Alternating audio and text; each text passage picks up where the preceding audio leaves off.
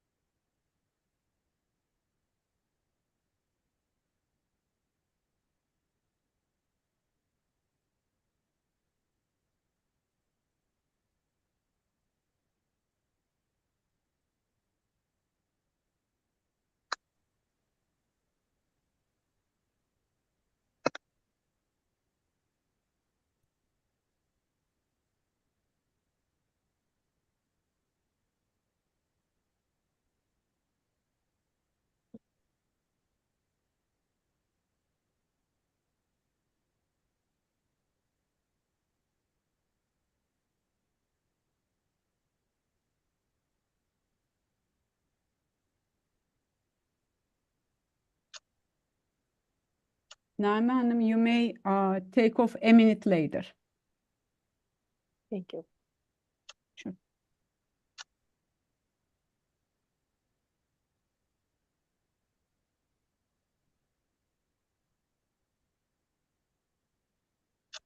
Sorry, Miss Bircan, your YouTube channel is the Light Millennium. They have to Yes. show right now,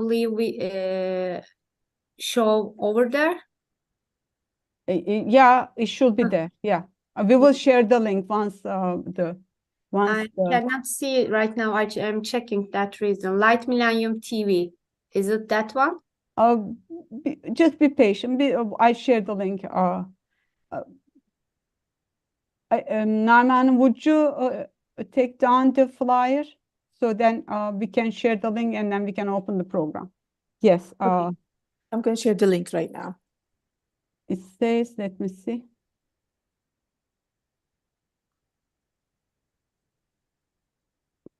What happened? It was here. Okay. It was there and then what happened? Yanlış.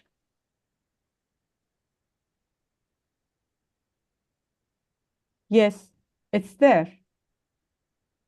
What happened? It was here. You see? I don't like that. It was there and then what happened? Yanlış.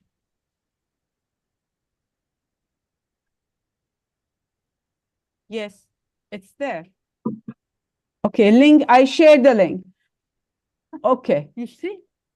I don't like that. It was there and then what happened? Yanlış.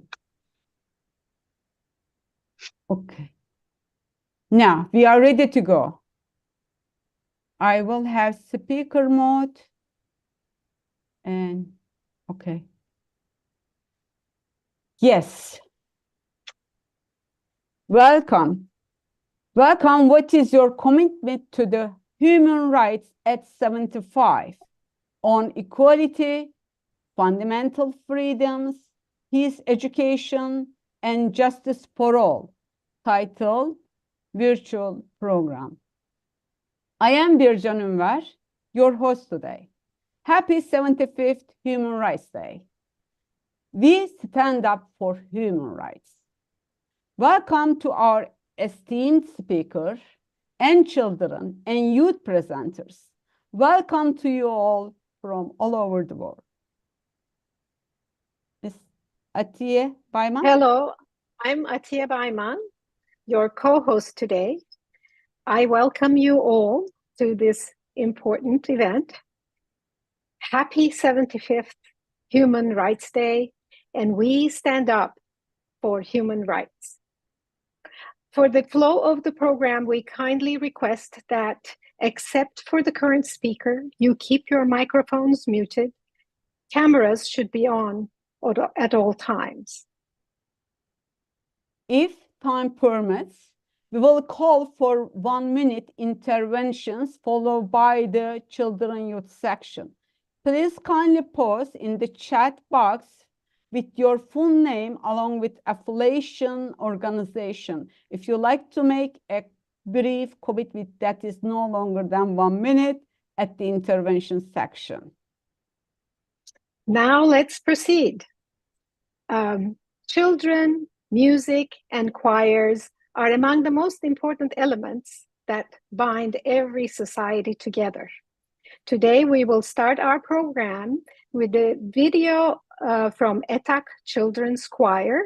They will be performing "We Are the World, We Are the Children."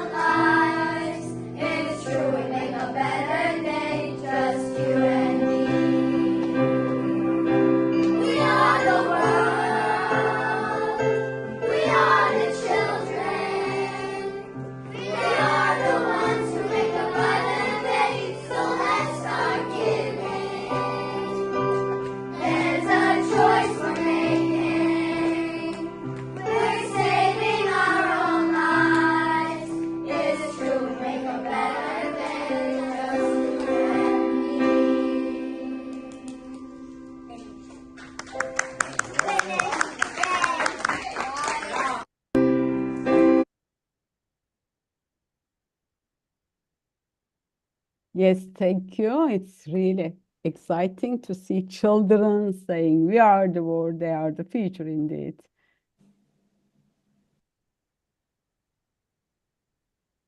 Will you introduce Ms. Bayman a little bit the choir, or should we continue? Let's continue. I will introduce them at the end. Okay, then, yes. Thank you for the ETAC's children's choir video. Just we watched, "We Are the World, We Are the Children." And yes, this is a brief introduction of the program.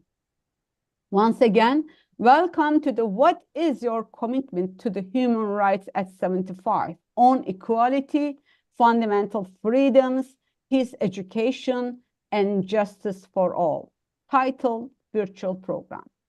On behalf of the Late Millennium Charitable Global Human Advancement Organization, empowering the Turkish American community and Turkish Women League of America, we jointly aim to encourage youth participation through the 75th anniversary of the Universal Declaration of Human Rights Celebration Program. Via this program, our ultimate goal has been to contribute towards the Universal Declaration of Human Rights through global experts in the field, along with youth and children participation internationally. Especially in these critical dark times, we trust that today's children and youth will save our tomorrow and the earth at large, as long as they will commit and work towards the implementation of human rights throughout their lives. With this in mind, our initial call in early October toward being involved in this program and making commitments in particular by youth and children at this program. We are very excited by the enthusiastic responses received through collaborated and contributed organization.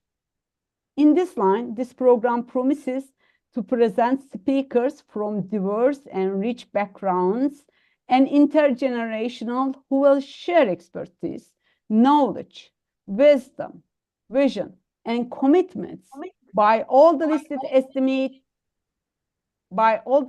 esteemed global experts and youth speakers. Now over to you, Ms. Atiye Beyman. Thank you. We believe individuals from all walks of life should commit to upholding and promoting human rights, women's rights, children's rights, and universal rights for a peaceful future and just world. In this context, each of the esteemed speakers, along with the participating youth, will empower our concept. We trust that it will also inspire our children, our youth, the diverse participants and guests of this session.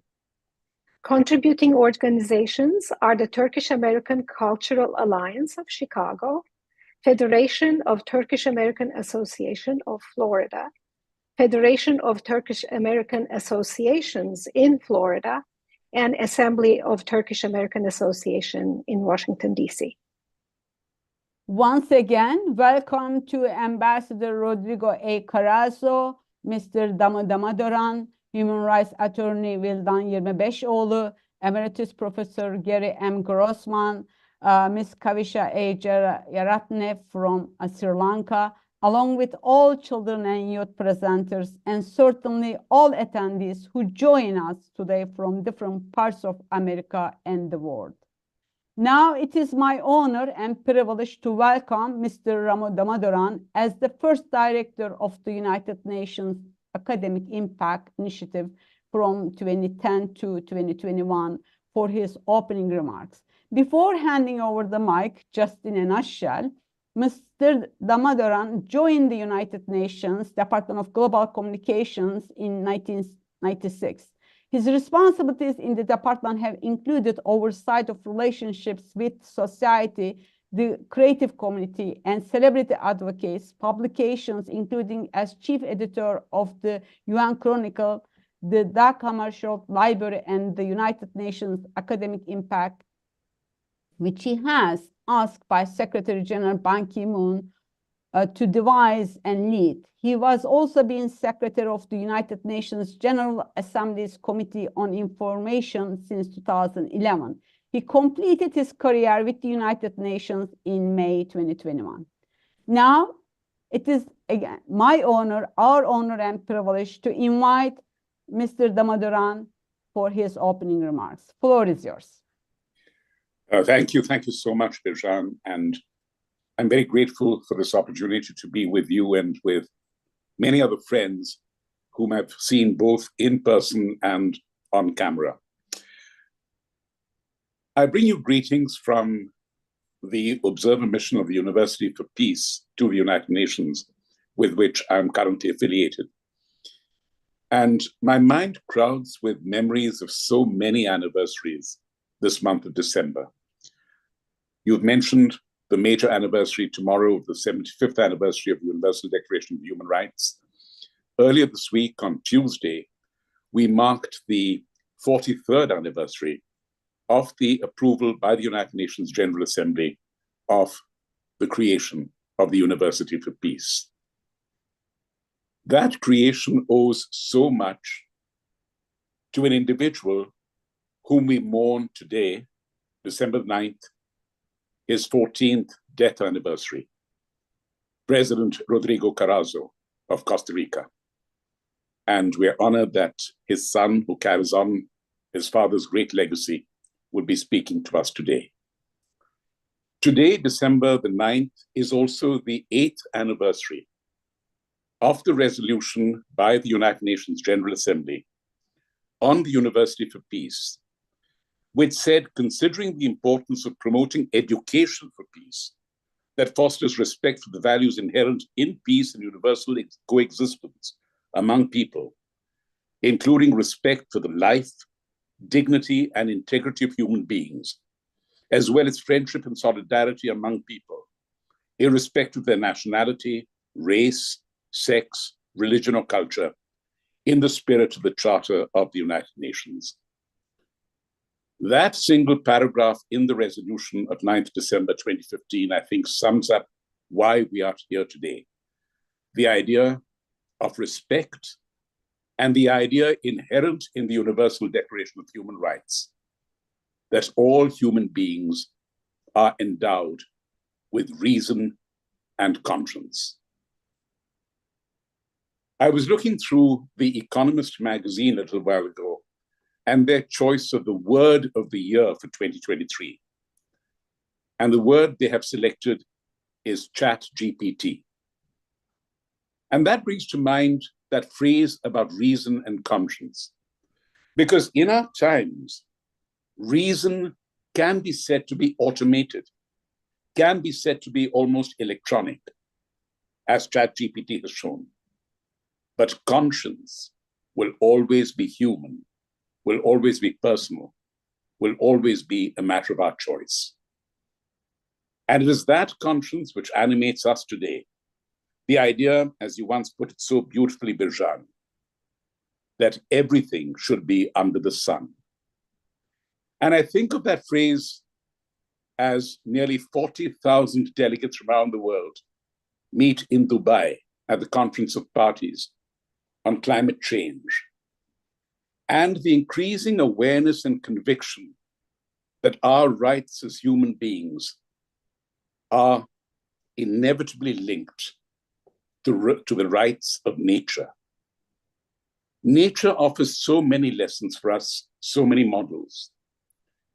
Some time ago, I read a very moving interview with Professor Gary Grossman, whom I'm looking forward to hearing later this afternoon, where he spoke about his days in college and what he called the curtain of trees that demarcated the college where he was studying from other parts of the university.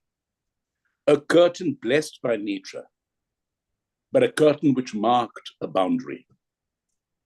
He spoke of the People's Park in Berkeley, once a barren piece of land, which people then occupied to the wrath of the city's police department, leading Professor Grossman to his first civil rights march and his assertion of the rights of human beings. And why I mention that again is because we are talking of human beings interacting with nature, with a curtain of trees, with a park that then became one for peoples. And I hope that we can realize that that synergy, the idea of each giving to the other without surrendering to the other, will animate our Declaration of Human Rights for the next 75 years. The children who sang this morning inspired us so beautifully.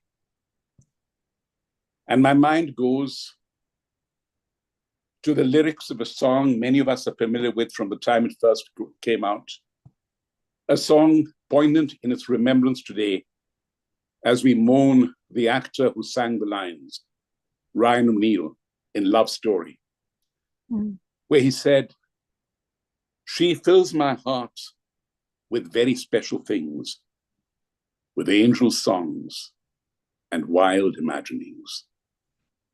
The children today brought us the Song of Angels, the wild imaginings that we can make possible. And as we move on to December 10th, the anniversary of the Declaration of Human Rights, we think to the next line of that song, how long does it last? Can love be measured in the hours of a day? Love cannot be measured in the hours of December 10th. There are barely 24 hours. But love can be measured in how we relate to each other, how we care for each other as human beings, as nature and a planet, and how that goes far beyond those hours in the day. Thank you.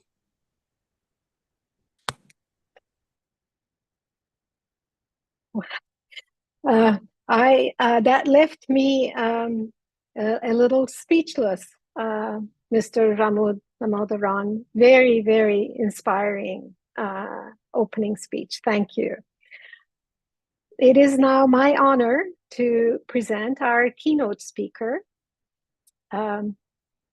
Mr. Rodrigo Carazo. Mr.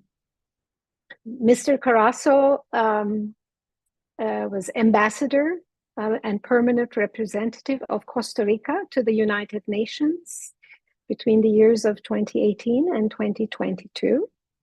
He is currently member to the UN Human Rights Committee in Geneva, and he prides himself as a human rights fighter.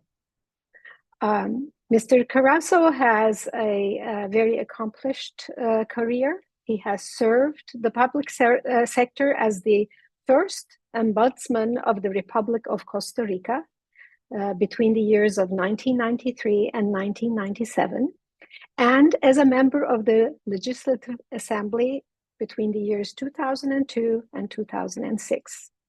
In the private sector, he is a liberal professional since 1971 in the fields of economy, law, and international relations. He has served as a consultant for the international organizations, as well as private entities. He has 48 years of experience as a businessman in the commercial, industrial, tourist, agricultural, and service sectors. In academia, he has served as a university professor in Costa Rica and the United States, and a member of the board of the Public Distance University in Costa Rica. Mr. Carazo holds a law degree from the University of Costa Rica and a similar degree in economic and social sciences from the University of Costa Rica, a PhD in political science and international relations from the University of Geneva, Switzerland, and has completed further studies in history and international law. It is now my honor to leave the floor to Mr. Rodrigo Carazo. Thank you very much for this touching presentation, Ms. Bayman. I just hope that in the coming years, I'll be able to stand behind that title of Defender of Human Rights. That's what makes me proud, and that's what makes me move. That's what makes me act in many spheres of life. Thank you very much. And well, Ram, thank you for all those inspiring words in your speech. Very meaningful. But let me appreciate very much two issues that do not go unnoticed for me, and I will share with my extended family as we finish. Welcome aboard the University for Peace and the delegation of the University for Peace to the United Nations in New York and in the world. It is a place to struggle. It is an institution to foster and to bring all good winds from such great minds and great hearts, such as yours, Ramu. Thank you very much for remembering my father, yes, creator of the University for Peace, whose death anniversary we remember today, December the 9th of 2009. And yes, it was he who put me in the path of understanding how to act on behalf of people. He and my mother, perhaps my mother first, both of them put me on that path of feeling for people and acting for people, and finding in human rights the path, the way to do that, and finding in education for peace also a manner. I was not aware of The Economist selecting the word of the year, and what a year it has been, and what a year it has been for the word chat GPT. Of course, I wanted to tell you in the beginning that many of the thoughts that I will convey in a moment are derived from chat GPT. I mean, what else could I do without of course, recurring to an automated reasoner? But let me tell you, as a matter of trial, that I did this research, or I asked Chat GPT to do this immediate research, and in the output, I recognized a lot of thoughts that were very, very familiar for human rights defenders, very familiar for people who have pushed for education for peace. Perhaps a word of two of mine in the past seemed to be there. No doubt, several of the thoughts of my beloved father, and of so many people who have strived for education for peace. So yes, Chat GPT is here to stay, and we must of course, see that it goes the right way. That is also one way to defend the rights of people. I asked to speak about education for peace, and I'm pleased that it has been received in the way it has been already noticed. For me, it has been a long-held, profound conviction that education holds the key to building a world of peace and of harmony. In a time when our global community, as it does in 2023, faces numerous challenges. In such a time, the role of education becomes ever more critical. I want to delve into that transformative power of education today as a force for peace, exploring how it can shape individuals, communities, and our interconnected world. What does peace truly means? Peace is not, we have already learned, is not merely the absence of conflict or the absence of war. It is a state of harmonious coexistence.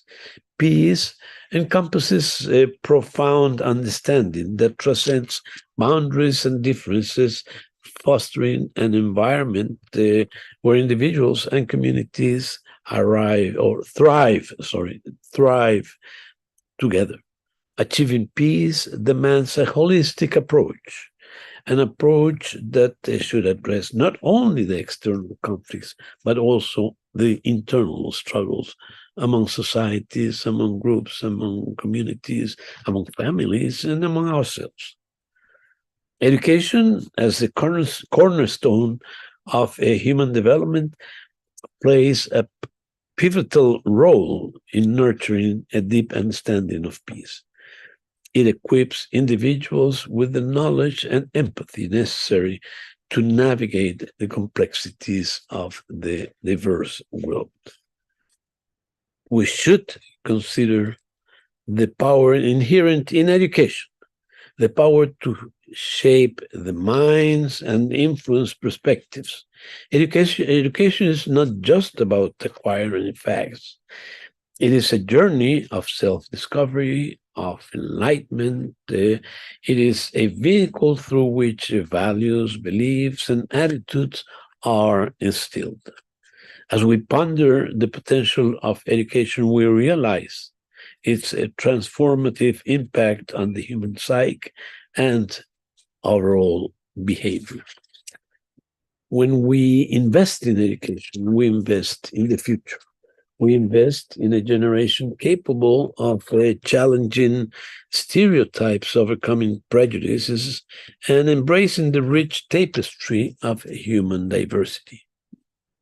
It is through education that we mold individuals who see beyond the surface, fostering a mindset that seeks common ground instead of focusing on differences.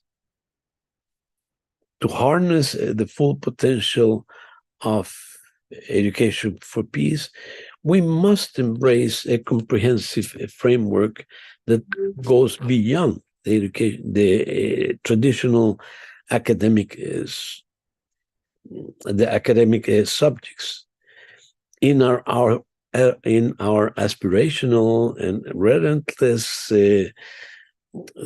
pursuit for peace, many of the goodwill people in the world ask and have asked for a long time now to give education a chance in terms of attaining a peace. Yes, this education for peace in our conception should integrate conflict resolution, empathy, intercultural understanding into the fabric of learning, and not only learning at the traditional academic settings, the primary schools, secondary schools, university, but all throughout the places where people congregate in learning processes. Peace education should not therefore be just a mere addition to the curriculum of such formal institutions. It should be rather a paradigm shift in how we perceive the purpose of education. It is an acknowledgement that academic knowledge alone is insufficient to address the challenges of our time. By incorporating peace education, we empower students and people in general to become active agents of a positive change. Yes, there is no age limit for peace education. Yes, it has been said enough that old maxim stating that if one wants peace, one should prepare for war. Not anymore, not anymore. This needs to be changed. If we want peace, let us prepare for peace. Let's give education that chance in the preparation for peace. At the heart of peace education lies the cultivation of empathy and of understanding. Empathy as the bridge that connects us to the experience of others, transcending geographical, cultural, and social boundaries. Through education programs designed to nurture empathy, we pave the way for a more compassionate and interconnected world. Let's just imagine classrooms and places of a gathering where students and people are encouraged to step into the shoes of their peers, to understand others' perspectives divergent from their own. Such an approach should not only enrich the learning experience, the social experience, but also lays automatically the foundation for a society that values a cooperation over a conflict. Let me share with you anecdotes of schools where we have been and where a peace education program was being tested. And where, of course, at the beginning, students were tasked with engaging in dialogue with classmates from different cultural backgrounds. What emerged was a newfound appreciation for diversity, dispelling preconceived notions and fostering a sense of unity among students who had once perceived each other as different. We should work also in promoting the skills of everyone in alternative conflict resolution skills. Empathy creates understanding, but conflict resolution skills provide the tools needed to navigate disagreements constructively. Excuse me, there's some motor in the background. I hope that it does not affect the sound you perceive from this end in Central America. And if it does so, I don't know what to do. I would not know how to do because it's in the background. I'll have to run and chase them and leave the stand that I have at this moment. So let's incorporate conflict resolution into the process of education for peace, not just the theoretical understanding, but also the practical skills that would allow people to apply to them in their everyday lives. Let's imagine a world where minds are adept in resolving disputes through dialogue and through negotiation rather than resorting to aggression and aggressive stances. Such a world is not an idealistic dream, but a tangible possibility through the vehicle of education. We believe diversity is a strength that, when embraced, contributes to the richness of our shared human experience. Education, as a tool for shaping societal values, must actively promote inclusivity and celebrate diversity, as we are learning and experiencing ever more in our day-to-day relationships. Inclusivity in education means creating environments where all individuals, regardless of their background, feel valued and accepted. Let's have our institutions, educational and social in general, be microcosms of of our current diverse global community. Let's foster inclusive atmosphere where people are prepared for a world where collaboration and mutual respects are paramount. This inclusivity extends beyond the classroom and those places of gathering, and rather create a ripple effect that influences societal norms. Let's implement educational practices that not only increase performance, but also produce a tangible reduction in instances of discrimination and prejudice among participants. Empathy is attained. Conflicts are when empathy is attained, conflicts are solved. Results and purposes are easily attained.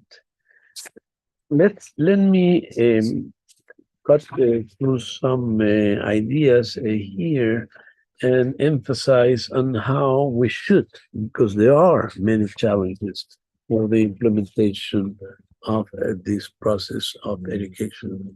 As Ramu was mentioning before, the creation of the University of Peace by the General Assembly of the United Nations took place in 1980, 43 years ago, and we have struggled with a surely footed, but slowly, and because those are the circumstances, in setting up that idea through the university. But as I have said before, it's not the only place where it should develop. This vision of education for peace is inspired, definitely, and we must confront the challenges that hinder its widespread implementation. Resistance to change, inadequate resources, and entrenched societal attitudes are formidable obstacles. However, as history has shown, transformative change often begins with small and persistent efforts. This week in Costa Rica, we celebrated 75 years, my age, since the army was abolished as a permanent institution. We have lived with many difficulties ever since, but never with the difficulty of not being able to confront menaces.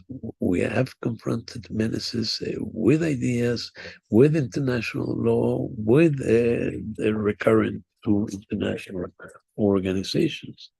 And 3 generations of mothers, 4 now generations of Costa Rican mothers have been able to celebrate, as one visiting thinker mentioned here in Costa Rica, celebrate the fact that mothers in this country are blessed in knowing that their child will never be a soldier. That is something that fuels our national pride and ambition of the future. Collective efforts to overcome challenges must be attained by governments, educators, parents, communities, which collaborate to prioritize and invest in peace education. It does require changes in societal values, recognizing the long-term benefits of a generation nurtured in the principle of peace. In Costa Rica, we have now not one generation, but several generations brought forth in that vision of peace through the absence of armed forces. Of course, is not the only component of peace, and we have to keep on trying to counter the other causes of disruption. Advocacy for policy changes at local and national levels is essential. Education for peace should not be a niche concept. It should be at the core of educational and societal policies worldwide. By mobilizing public support and engaging with policymakers, we can pave the way for a global shift towards a more peaceful and harmonious future. In conclusion, education for peace is not a lofty ideal, but a practical necessity. It is an investment in a future where individuals, communities, and nations coexist harmoniously. As we navigate the complexities of our world, let us recognize that the agency of education in shaping minds, fostering empathy, and instilling the values that underpin a culture of peace. Each one of us has a role to play. Our actions matter.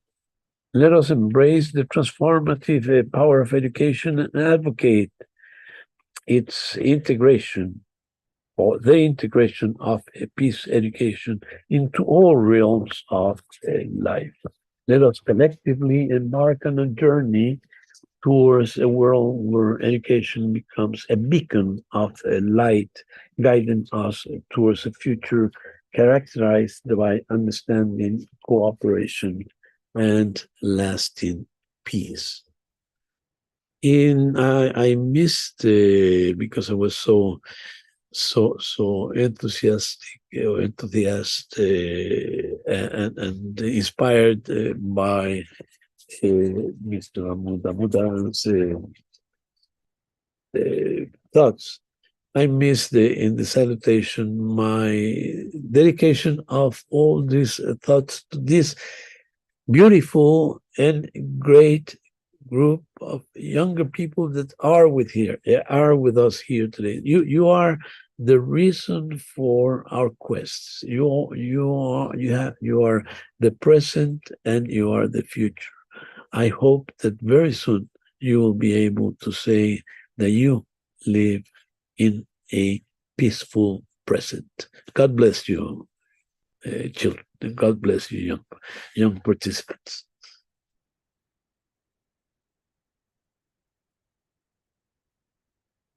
Thank you. Bircan Hanım. Open. Okay. Oh, I'm okay. sorry. Okay. Thank you so much, Ambassador Karaza. Indeed, maybe some of our youngest may not aware of that, or you already indicated clearly. Just that is also one of my most inspired source, that Costa Rica is a non-weaponry country except defense situation. That is really shows that we all heard that Costa Rica has since 1948 non-weaponry state. That is possible, and then we all funds and resources invested in the rest of the world, or most part of the world, into destruction and weapons. So this is we are very lucky. We are thank you to Mr. Damodaran, that really you are the symbol and role model for us and for our youngest and for future generation. Thank you so much, Ambassador Karaza, and thank you again to Mr. Damodaran. Now we are bringing a youth keynote speaker from South Asia, as from an island that the shape Hyderabad, Ms. Kavisha A. Jarayatne, and she oh, yes, okay. I think I am a little bit confusing here. I'm sorry. I got excited. Kavisha received first place on a video animation that how we met, and she's creative and with many talent. So I'd like to invite Kavisha for her brief keynote as a youth section keynote, and then we will screen her brief short animation on gender equality titled See the Human. Yes, Kavisha, floor is yours. Kavisha? Yes, thank great. you so much. Great. Yeah, I'm Kavisha Jayathan and I'm from Sri Lanka. First of all, I'm really grateful for the opportunities provided by my school, that's Vital Performing Arts Academy, located in Sri Lanka. And it was through their support that I had the chance to participate in JUC Awards. And that experience allowed me to try world of stop motion animation, which is a captivating medium in visual arts industry. And through that, I was given an opportunity to participate today for the 75th anniversary of the Universal Declaration of Human Rights by the Light Millennium Global Organization.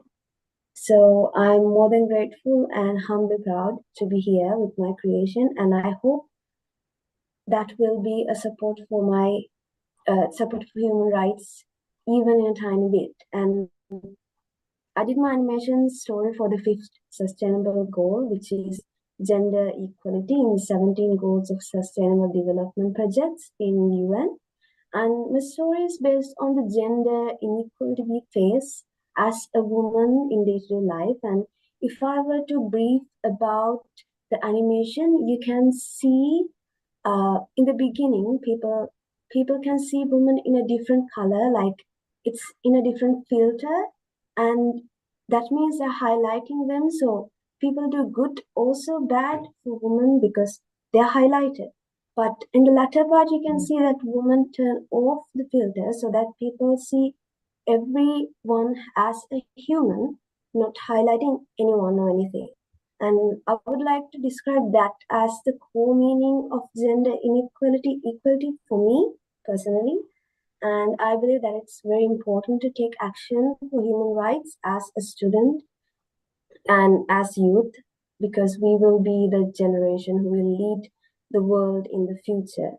And I'm very glad to help for it, even with a small creation like this, even though my animation is still in the primary level, and I'm encouraged to improve myself and make valuable outputs in the future. And I hope this will encourage many youngsters and youth representatives to support human rights as they can. Thank you so much.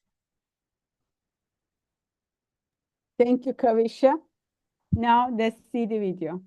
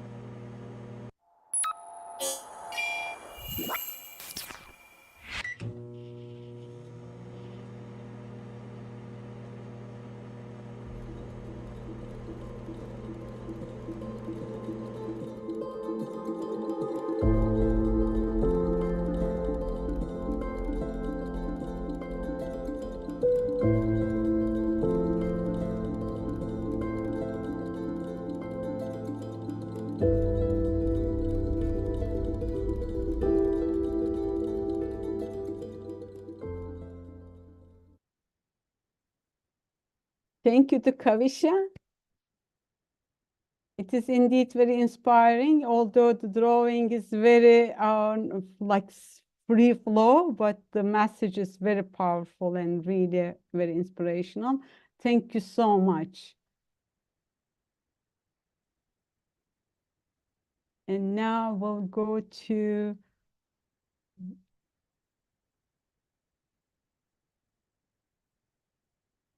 Miss Atiye Beyman. Over to you.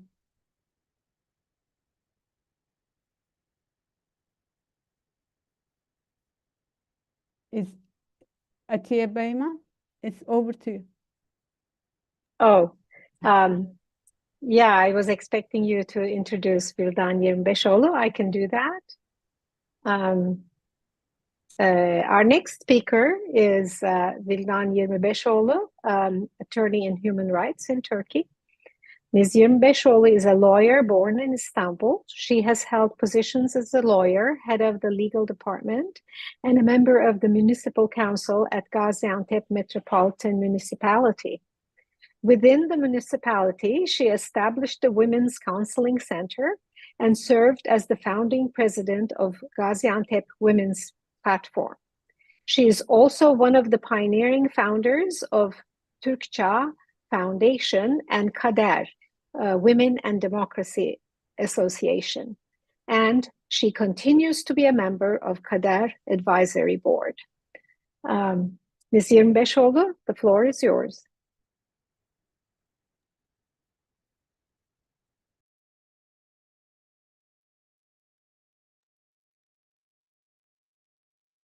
Vildan Hanım.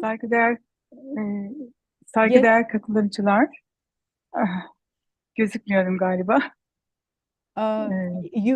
You are co-host and you can share your PowerPoint whenever you are ready.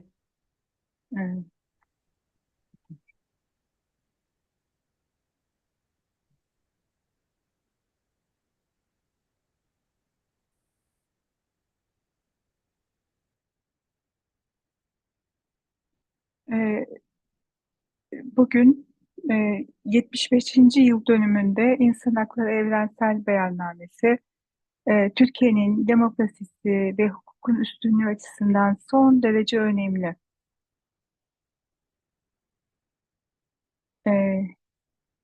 Are you going to able to share your PowerPoint? Otherwise, you may have to bring it up. Ekleyebilirim. So you like to us bring it? Naime Hanım, could you bring it up, please? If it's the PowerPoint of Vildan Yirmbeşoğlu English version, please. Oh, it's not, I don't have it. Actually, we have. She sent it, but maybe okay. So we have to Vildan Yirmbeşoğlu. We should have that.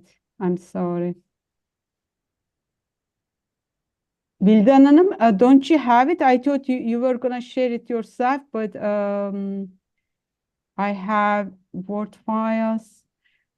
Oh, Yes, you should have it, Naime Hanım. okay, give me 1 second, please. Sorry.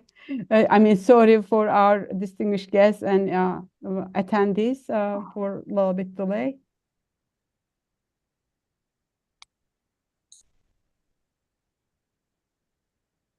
Oh, I cannot share my screen because I'm recording right now. So, I think I can do it. Okay, so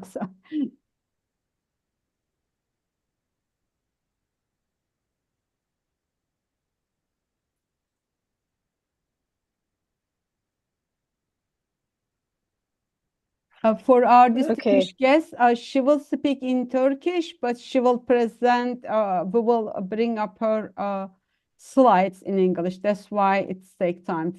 We apologize for that. Excuse me.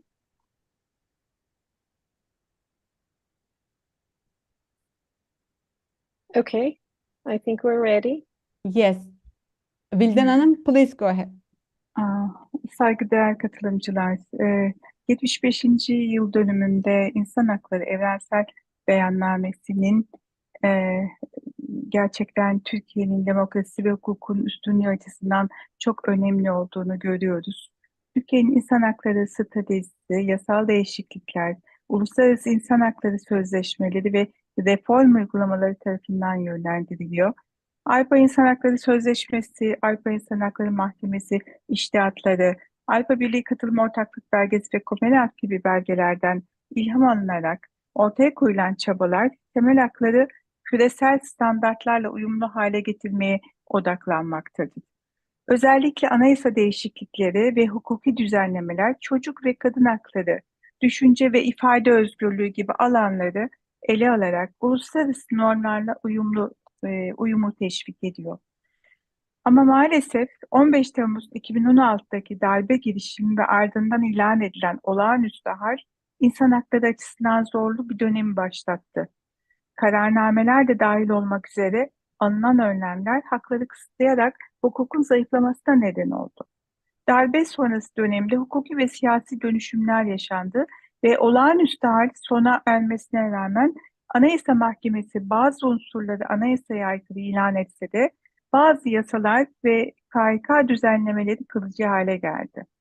2017 yılında resmi olarak o halin sona ermesinden önce Türkiye anayasa referandumu aracılığıyla başkanlık sistemine geçti.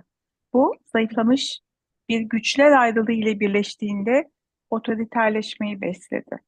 Hükümeti eleştiren aktivistler, insan hakları savunucuları, avukatlar ve sanatçılar baskı ve gözaltılarla karşılaştı. Sivil protestolar darbe girişimi olarak adlandırıldı ve bu yargılamalar birçok davada temel insan hakkı olan adil yargılanma hakkı gözetilmeden yürütüldü. Türkiye'deki insan hakları durumu karmaşık ve zorlu bir süreçten geçiyor.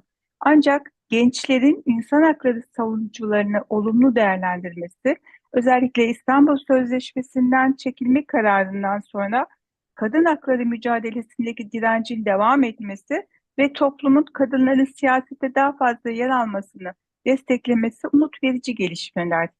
Bu bağlamda her birimiz insan haklarına saygı, basın özgürlüğü, cinsiyet eşitliği ve demokratik değerlere bağlılık konusundaki çabalarımızı sürdürmeli ve birlikte daha aydınlık bir gelecek için çalışmalıyız. Türkiye Cumhuriyeti'nin 100. yılına girdiğimiz bu dönemde ekonomik siyasi zorluklara ve olumsuzluklara rağmen toplumsal cinsiyet eşitliği adına kaydedilen olumlu gelişmelere tanık oluyoruz. Örneğin geçen yıl çeşitli bakanlıkların üst düzey personeline toplumsal cinsiyet eşitliği hassasiyetiyle yasa yapmak konusunda eğitim vermem istendi ve 1,5 ay Ankara'da devlet görevlilerine eğitim verdik. Bu ve benzer eğitimler önemli bir farkındalık sağlıyor diye düşünüyorum. Demokratik kamusal alanın daraldığı bu dönemde kadın hareketinin etkin ve güçlü bir toplumsal hareket olarak öne çıktığını görüyoruz.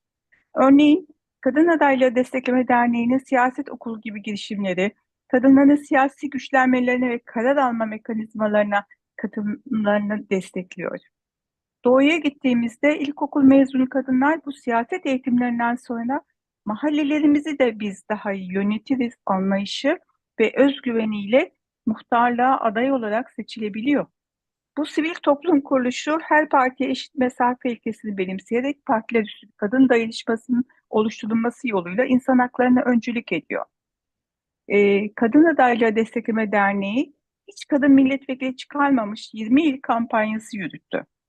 14 Mayıs 2023 genel seçiminde somut bir etki yarattı. Bu illerin 3'ünde kadın milletvekili seçildi.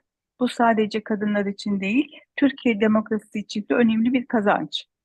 Kadın cinayetlerini durduracağız platformu var. Bu da devlet kurumlarından daha etkili bir şekilde kadın cinayetleri konusunda aksiyon alarak toplumsal bir sorumluluk üstlenen genç kadınların oluştuğu bir STK. UNICEF ve Çalışma Hayatında Kadınlar Endeksi gibi veriler kadın erkek eşitliğinin toplumu ilgilendiren bir konu olduğunu gösteriyor. Kamunun ve özel sektörün eşitlik iradesi göstermesi, kadın haklarının insan hakları olduğunu anlaması önemli. Kadınların siyasi temsili demokrasi için hayati önem taşıyor. Kadın örgütleri Türkiye Büyük Millet Meclisi'ne giderek basın açıklamaları yapmak gibi yöntemlerle seslerini duyurmaya çalışıyor ve seçmen kadınların taleplerini siyasi partilere iletmek için çaba gösteriyor. Sonuç olarak Türkiye'de yaşanan insan hakları ihlallerindeki artış sadece ülkeye özgü bir durum da değil. Dünya genelinde özgürlüklerde yaşanan düşüş küresel bir sorun. Çatışmalarda savaş hukukuna bile uyulmaması en çok çocuklara, dezavantajlı gruplara zarar vermekte olup telafisi olmayan insan hakları ihlalleri. Ancak Türkiye toplumu siyasi umutsuzluğa rağmen değişim isteğini içinde taşıyor. Özellikle kadınların sürdürdüğü mücadele bu değişimin temelini oluşturabilir. Yapılması gereken kurumsal siyasetin baskısından kurtulmak, evrensel insan hakları bildirgesinin rehberliğinde katılımcı demokrasiyle özgür bir kamuoyu oluşturmak. Teşekkür ediyorum.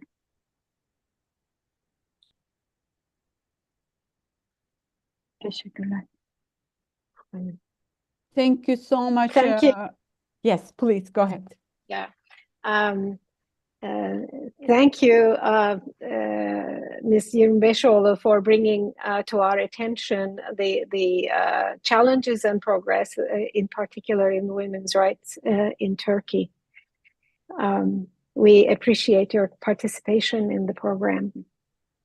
I now invite. Oh, I'm sorry, just one point, because this is very much relevant with Ms. Yirmibeşoğlu's presentation.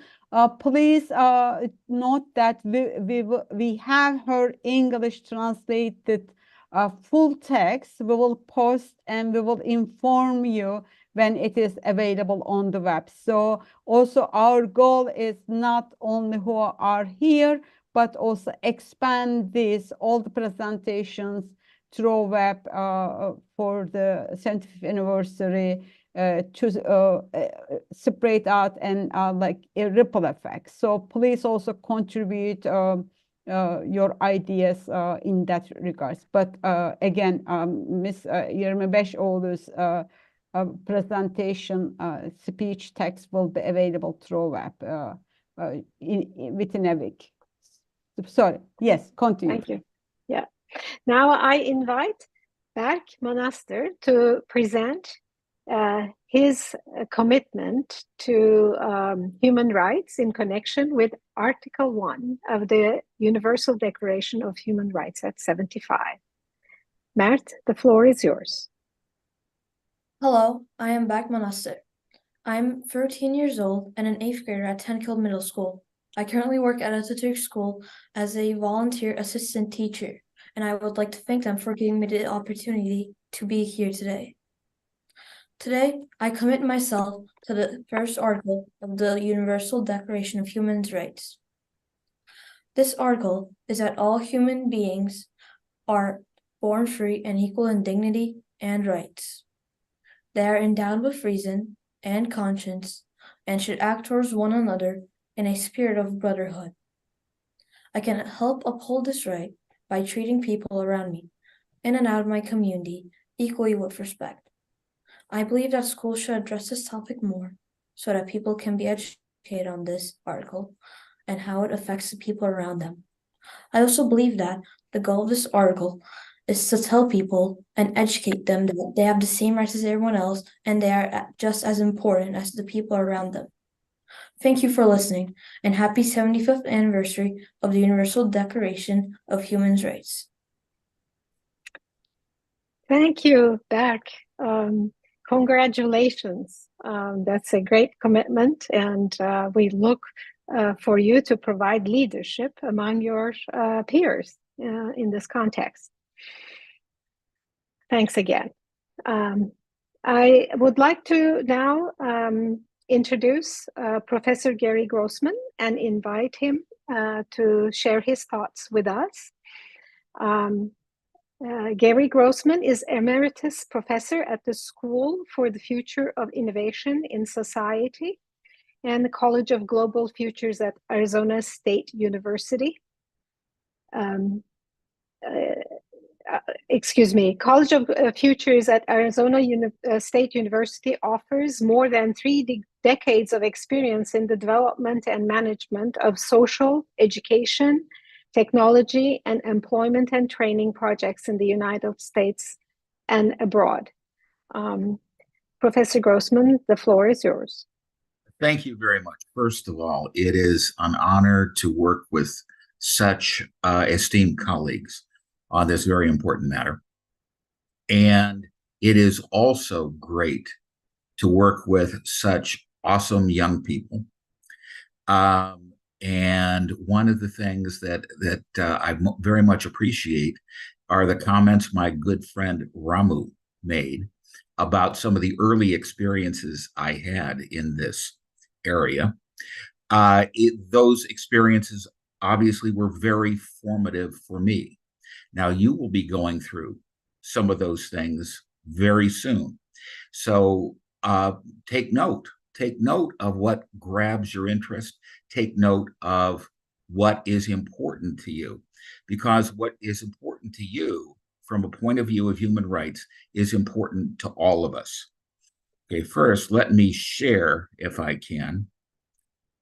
Can you see that? I'll share screen. Wait a minute. Here we go.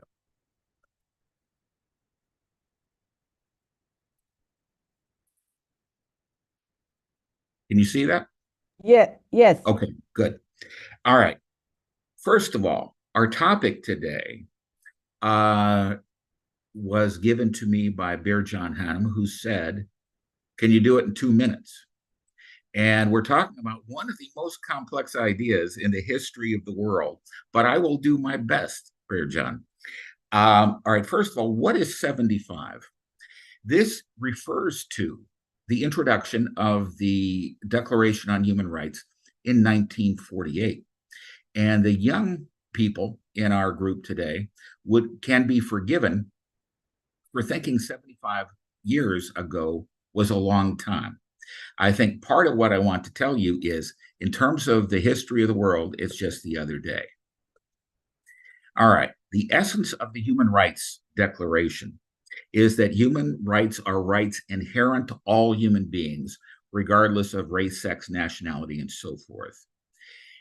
At the bottom, everyone is entitled to these rights without discrimination. All right, I want you to think about that for just a moment. And this will guide us a little bit. The principle is perfect. The principle should seem obvious, but it has taken human beings 250,000 years to come up with that, only 75 years ago. It's the first point at which human rights were named anything. The whole way in which we have dealt with one another all the time prior is, I have rights, but you don't. All right, that has been the theme. Now, what happened 75 years ago? Well, 75 years ago was followed immediately, perhaps the most savage, brutal conflict that had existed on the planet. It was the first use in wide terms of weapons of mass destruction. It was the first and, God willing, only use of nuclear weaponry. It was, if a bombing would take place, it would be carpet bombing over a civilian area. Terrible things. We became aware of the first of what we began to call genocide actions with the Holocaust in Europe. Now, genocide had been the way human beings did battle, but what we didn't have prior to 1948 was to have the entire genocidal activity on film and the results of it broadcast to the entire world. The world was shaken 75 years ago, and it was out of that this principle was developed. Now, it is only through the commitment of everyone on the planet that we can make this declaration a reality. I would submit to you, you look around and you will see that this declaration is not a reality yet. All right, it is something we are working on. All right, we have all kinds of divisions of all kinds. My goodness, there is, each of us assert our identities in the world, and we've forgotten something very important, and that is 250,000 years ago, we all came from our ancestral home in Africa. All right, the only reason we don't live in Africa today, if we don't, is because one of the patterns of migration occurred later. All right. But if everyone in the entire world was to do a DNA test and we were able to compare results somehow, we would discover that we are all cousins. So the core of this idea is not how to overcome all the differences, but the core of it is to recognize our commonality. All right. It's the fundamental responsibility of everyone to do this. We're not perfect, obviously, and we've never fully realized this goal. However, it is the transcendent task for all of us to begin to achieve it. All right, we had a very fine statement of a commitment to human rights. The purpose of this program is to have each of us make that commitment. That doesn't mean just the youth here, by the way. That means also us older people. There are some things involved in this, though. First, live the principle in our work, in our relationships, in our citizenship. Now, it's far too much to take the entire issue of human rights for all of humanity upon any of us. But what you are asked to do is look at the kinds of things you care about, look at the kinds of things you're interested in. Very importantly, do a deep dive into the history of those things. And the reason I emphasize that point is that I've only realized recently how very important history is. 75 years ago, I wasn't born. My parents had very formative experiences out of the war and the worldwide depression that preceded it. To me, coming along only a few years later, those old times. It has nothing to do with now. And it's taken me many years to recognize that everything has its antecedent. So if you're interested or you care about the war between Israel and Gaza now, if you're interested in the situation in the Ukraine, if you're interested in climate change, whatever you're interested in, at the core of it is a human rights element. And that is the most important thing about that particular event. But to understand the event, you have to know the history. So part of your commitment needs to include becoming aware of and engaged with the history of that particular problem. Now, we may never fully realize this goal in our lifetimes. All right. I have done work since the point that Ramu said, when it dawned on me, I have to get out there and do something. All right. I will not realize the goal of human rights on the planet in my lifetime. But if my life has meant anything, potentially, inshallah, I've made a contribution somewhere that you can in turn pick up. And I think all of us on the panel are really thinking the same way. It is now coming to you to pick up the baton and lead it in the direction toward which all of us working together can realize this goal. It's difficult, it's hard, but there's one thing very much working for us. And that is the words of Dr. Martin Luther King, who said, "The arc of the moral universe is long, but it bends toward justice." My friends, the work is hard, but we've got something very powerful going for us. And that is to say, we will get there. And with that, Birjan, thank you very much for the opportunity, and I've done the best I can with the time.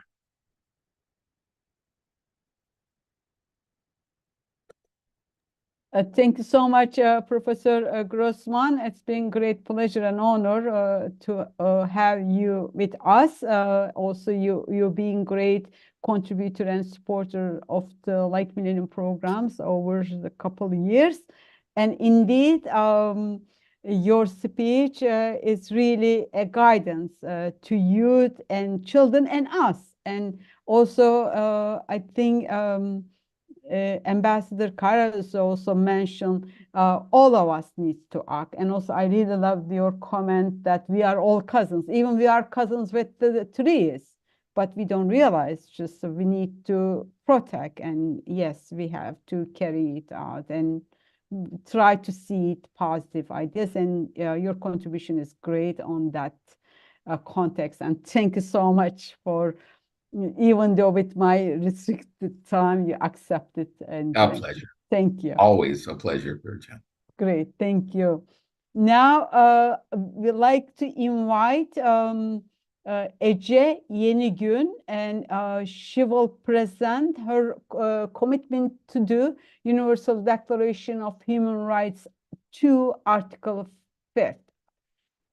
Ece Yenigün, floor is yours. Hello, everybody. My name is Ece Yenigün. I am currently in my third year studying political science at Union College. It's a great pleasure to be here today for this, very important topic as we're approaching, of course, the 10th of December, the big day we've been looking forward to, the 75th anniversary of the Declaration of Human Rights. Before I begin, I want to thank the Turkish Women's League of America for providing me with the opportunity to be here today and participate as a youth representative. I would also like to express my deep appreciation to ETAC and Light Millennium, the other civil society organizations involved that all helped plan and make this event happen. As we come together in the spirit of the anniversary, let us acknowledge some crucial things. As High Commissioner of Human Rights, Volker Turk reminds us, anniversaries are not just a time to light candles and celebrate. Rather, they are opportunities for reflection, and I couldn't agree more. In the year 2020, when we were marking the 75th anniversary of the United Nations, Secretary General Antonio Guterres similarly said, "This is not about looking back and saying, we've done this and we've achieved this. Rather, it's about organizing a listening exercise. Let us engage in a global dialogue to think beyond 2030, to think about what the world should or needs to look like in the year 2045 or 2050. In this context, let us acknowledge that despite the progress we have made since the adoption of the UDHR, the battle against torture and inhumane treatment, as stated in Article 5, is far from over. In various parts of the world, individuals still face the horrors of torture, be it in prisons and detention centers or even other spaces presumed safe. On Monday, December 4th, I had the privilege of attending the panel discussion, Making the University Declaration of Human Rights a Reality, the Role of Higher Education, hosted by the Civil Society Unit at the UN Department of Global Communications. And my recent participation in this event really highlighted the true significance and the role of academic institutions in addressing the challenges of our time. We're currently confronted with a triple planetary crisis, rising numbers of conflicts, the largest number of displaced individuals internally and refugees, as well as many other problems. For the first time, numbers in extreme poverty have actually increased since 1990. For the first time, we have recently, heard warnings from World Food Program that there's a potential famine situation in Gaza, and these are the things that are challenging us. And it's important to question why. Why are they happening? And I think it's because we are ignoring the principles. When we talk about principles, we mention, the principles that need to be respected and worked and acted on. And, that's where the role of the youth and the students and the academics come in. Our role is to think about what and how we can challenge these things in a way that ensures we are acting in regards to the fundamental universality, if you will, of the principles. This commitment obviously transcends beyond borders and cultures and politics. It demands legal frameworks, vigilant enforcement, and most importantly, a culture of accountability and transparency. We must remember that the fight against torture is not just about laws and policies. It's about human empathy, solidarity, and the resilience of those who have endured unimaginable suffering. It's about standing together in their journey for equality and ensuring that their stories of courage and perseverance inspire our actions. So let us come together and have these intense discussions as a way to help transform our aspirations into tangible tools for achieving the Declaration's goals itself. Together, let's renew our commitment to a world where Article 5 is not just a written promise, but a lived reality for all. Thank you. Thank you so much, Ece Yenigün. Indeed, you are our hope, and like your colleagues and peers and youngest are our hope, especially Gaza and why are the key critical questions each of us should ask, and what could change this madness. So we have to find and work on that. So thank you so much again. And I'd like to invite Noella Empa. She is from Cameroon. And Noella Empa, floor is yours. Thank you very much. Thank you so much. I'm grateful for this opportunity. I'm Noella Mbe from Cameroon. Noella, Precisely. would you able to turn on the camera, please, if possible? You should see. Okay. Okay, at least we have a face. Okay. All right. Go ahead. The best, but thank you very much. Noella Mbe from Cameroon. Doing my PhD, my third year final here, and I'm working precisely with internally displaced persons and their socioeconomic vulnerability. So diving into the topic of the day, in view of the global and continental plagues, one is tempted to question the reality of equality. Armed conflicts have seen the displacement of thousands, and in other areas, millions of people. Attempts by vulnerable populations to integrate host communities has triggered experiences of discrimination, marginalization, ethnic cleansing, hate speech, exploitation, etc. So our cry for equality, freedom, peace, and justice can only be materialized when we listen to our consciences and embrace the world's challenges with the armor of brotherhood. I strongly believe in the values provided in the Universal Declaration of Human Rights, Article 1, and uphold that the human dignity can be respected and advocated for in mutual acceptance, love, and empathy. I have gotten to witness different scenarios by working with internally displaced persons in the locality of Susa precisely, affected by the ongoing Anglophone crisis in Cameroon. Firstly, I've witnessed how far people can go to trample on the rights of the vulnerable. Also, how the vulnerable are ready to accept any treatment because they find themselves in a place where they perceive as not their home.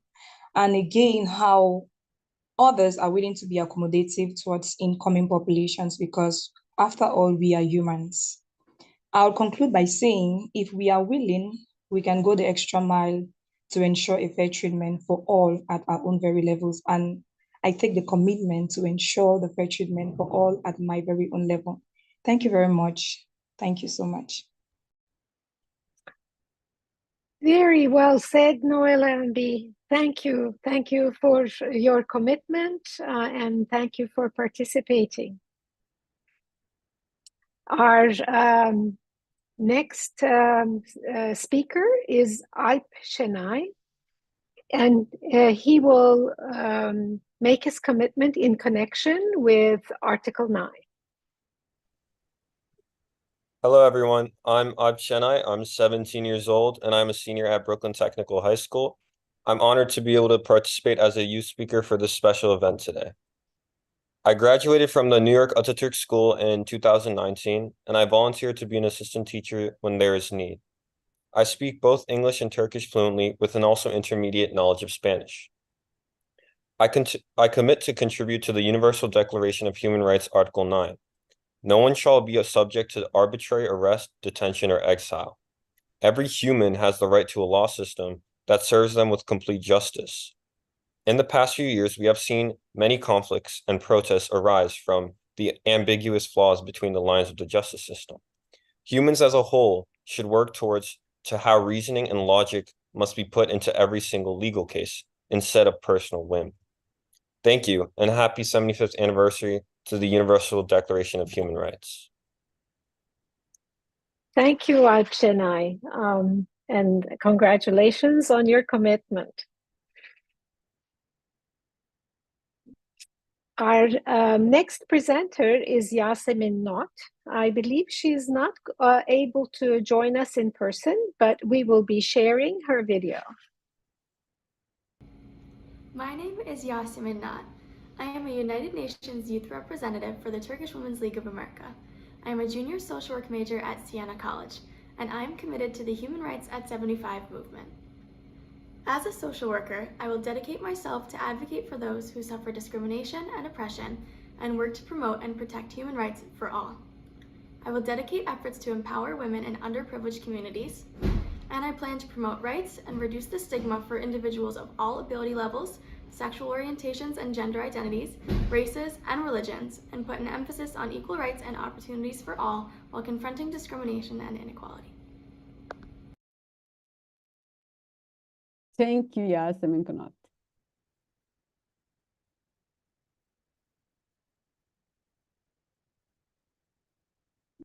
Yes, thanks to Yasemin Kunat, and I'd like to invite Defne Alişoğlu. Ladies and gentlemen, I'm Defne Alişoğlu, an 11-year-old girl from Bach Middle School of the Arts in Florida. Today, let's discuss human rights for girls, inspired by the Universal Declaration of Human Rights, Article 27 recognizing the right to participate in cultural life. Many girls face barriers to quality education, robbing them of self-expression. Consider my passion for dance. Artistic expressions should be universal, yet some are denied this right. Challenges faced by girls include child marriage, violence, limited healthcare, discrimination, and justice obstacles, constricting Article 27. Addressing these challenges requires a commitment to advocacy for girl rights globally. It's about ensuring the fundamental rights to life, liberty, and security. Our commitment to human rights, especially for girls, is globally imperative. Every effort toward equality aligns with the Universal Declaration of Human Rights. In conclusion, Article 27 reminds us of all the collective effort needed for human rights. How will you contribute to ensuring every girl enjoys fundamental human rights? Thank you. Thank you to Defne Alişoğlu, and we have actually, as a triplet, 2 sisters and 1 brother. Now I'd like to invite Yaprak Alişoğlu.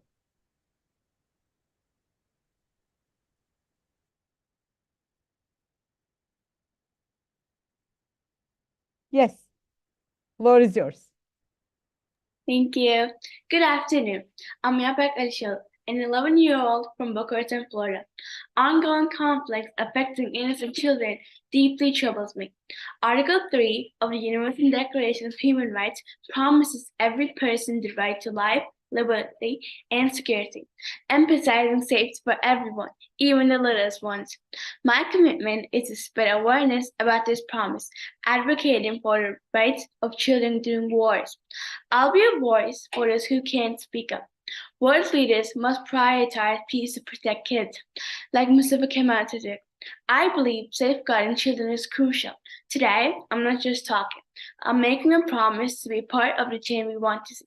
Thank you for listening, and let's work together for a world where the rights of every child are protected.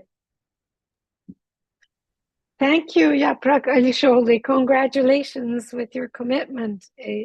Well chosen. Our next presenter is, I guess, the brother, Çınar Alişoğlu. Thank you. Good afternoon. I'm Çınar Alişoğlu.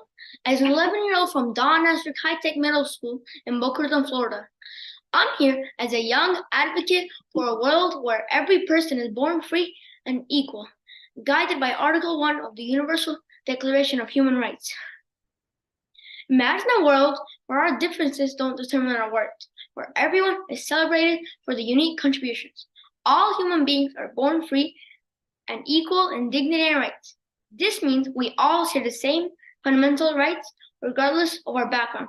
But having rights isn't enough. It's about using our reason and conscience. As an 11-year-old, I believe we can shape a better world. My commitment is to tirelessly work for a world of dignity and brotherhood. Let's stand united against injustice. Together, we can turn these principles into a living reality. Thank you. Well done, and congratulations, Çınar Alişoğlu. Thank you for participating.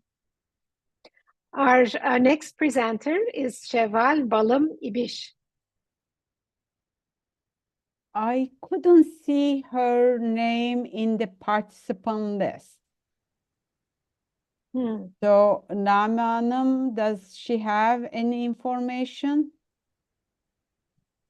We have her video, but video is 4 minutes, so it's not gonna be just for the rest of the youth speakers.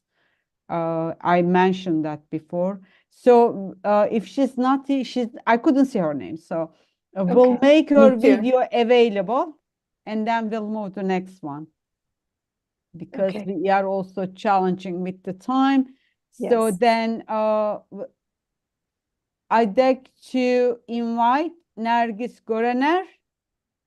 Neris. Neris, I'm sorry. I see right, but I say wrong. Sorry.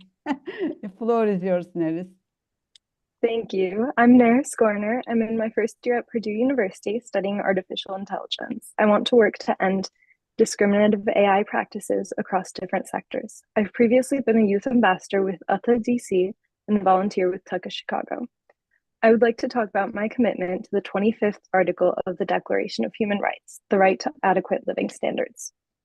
Women's menstrual rights are as fundamental human rights as food or shelter. Despite being a natural biological process, menstruation is often stigmatized, particularly in discussions about humanitarian aid in areas affected by poverty, conflict, or natural disaster. Currently, women in conflict zones like Ukraine, Palestine, Israel, and Syria face not only the challenge of war, but also must manage their periods without proper access to menstrual products. In humanitarian aid efforts, women's hygiene needs are often overlooked and ignored. I've participated in projects to send period kits worldwide to these areas, and after the Kahramanmaraş earthquake in Turkey earlier this year, I focused on collecting such products to help the women of those areas. Article 25 says that motherhood and childhood are entitled to special care. Unfortunately, many women and girls worldwide face challenges in accessing the baseline care of sanitary products, education about menstrual health, and safe spaces to manage their periods with dignity. While deep-rooted cultural stigmas about menstruation are commonly associated with underdeveloped countries, it is crucial to recognize this issue globally persists, perpetuating misconceptions and shame. We must challenge the taboos surrounding menstruation and reshape societal perceptions of women's health. None of this is unclean or wrong or provocative. We must challenge the stigma and create a world where every woman and girl can embrace their menstrual health with pride and without fear of discrimination. Happy anniversary to the Declaration of Human Rights. Thank you.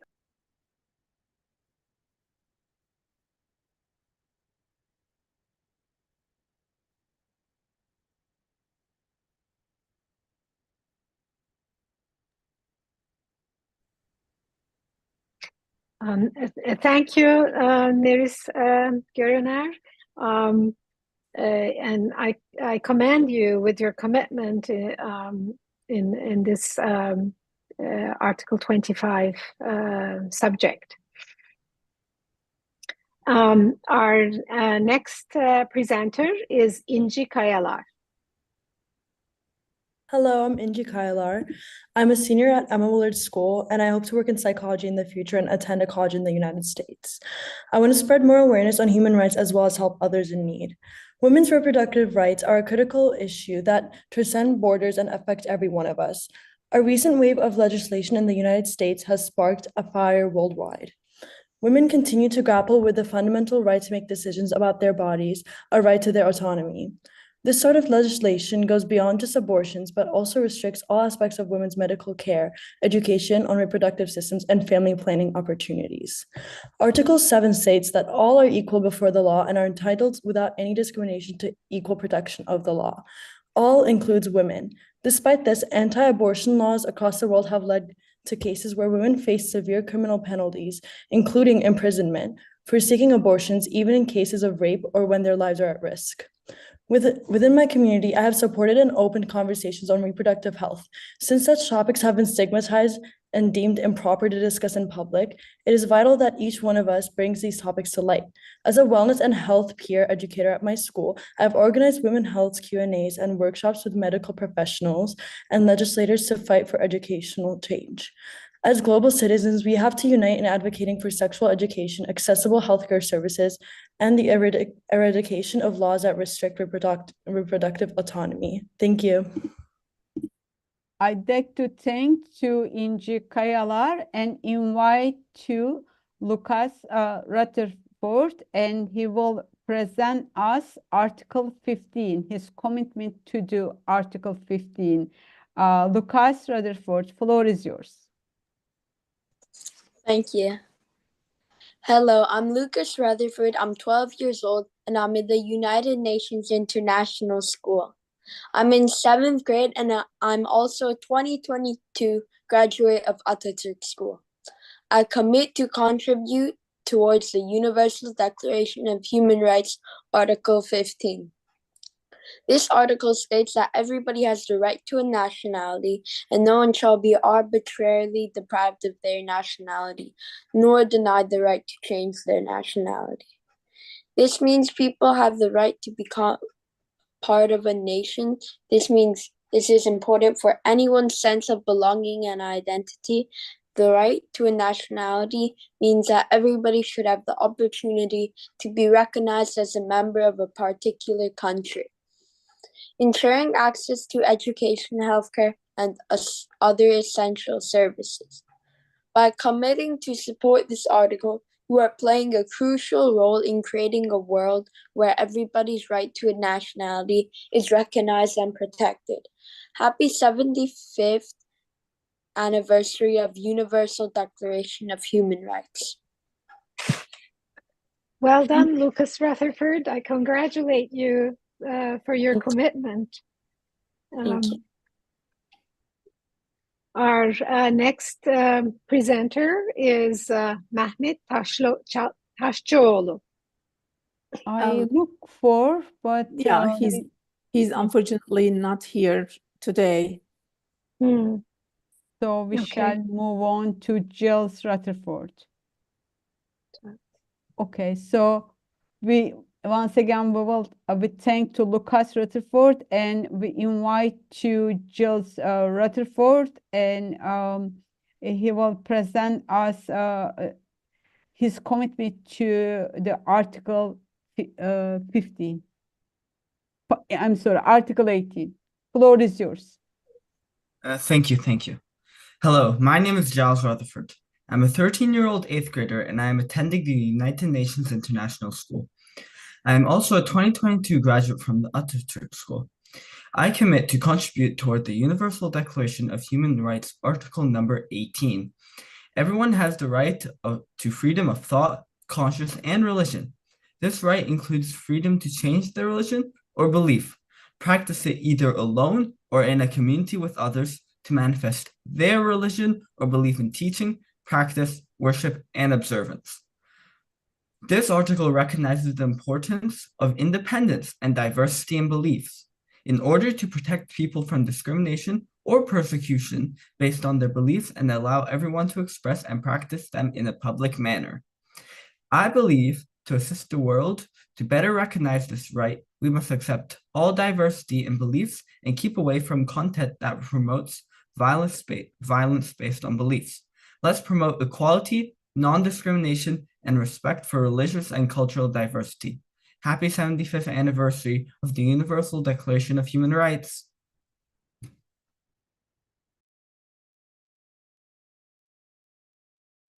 Thank you.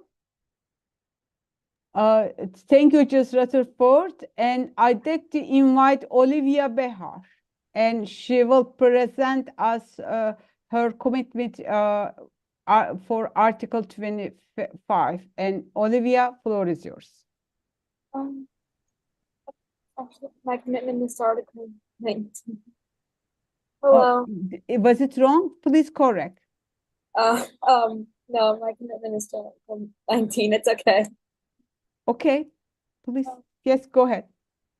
Hello, my name is Olivia Behar. I'm 16 years old, attending West Boca Raton High School in Florida, and I'm committing to Article 19 of the Universal Declaration of Human Rights, which states that everybody has the right to freedom of opinion and expression, which is also known as freedom of speech.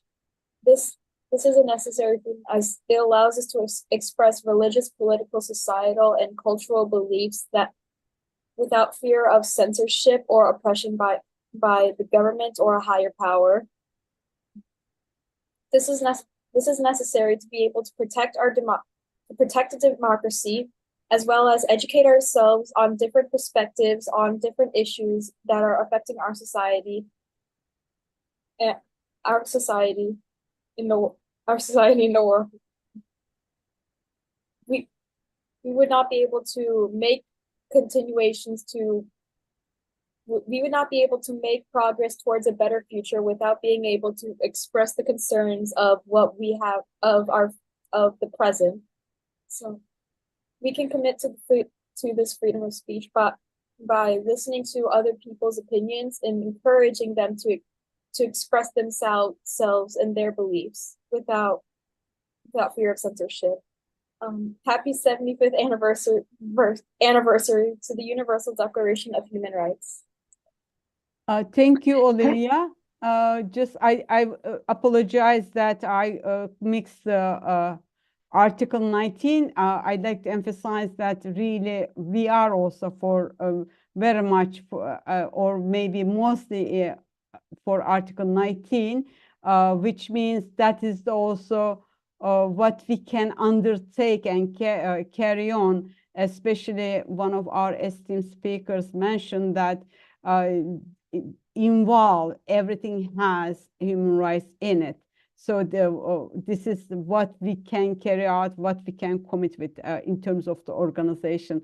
So I apologize again and thank you. That's fine. You don't need to apologize. Thank you. Please, Ms. Beyma, continue.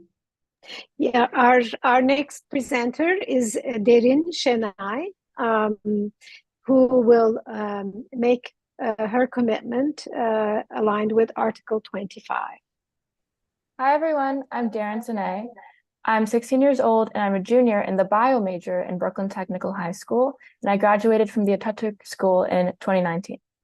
I commit to contribute to the Universal Declaration of Human Rights, Article 25.2.